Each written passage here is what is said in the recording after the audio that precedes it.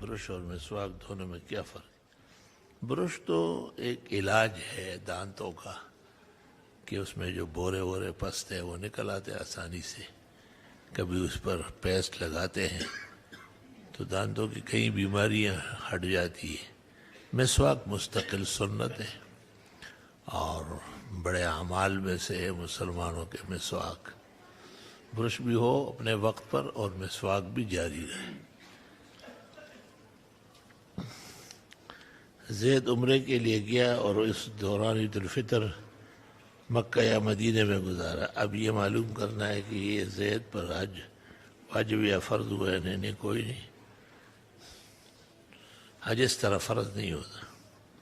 حج تو مستقل فریضہ ہے. کوئی عمرہ کرے یا نہ کرے. مجھے استخارہ کرنا ہے کیسے کروں؟ 2 رکعت نفل پڑھ کر پھر استخارے کی دعا مانگے اور پھر اسی وضو سے سونے کی کوشش کرے. اگر اس کے بعد ماحول اس کام کے حق میں نظر آیا، جیسے طبیعت میں بشاشت رہی، دل خوش رہا، تو یہاں آئے.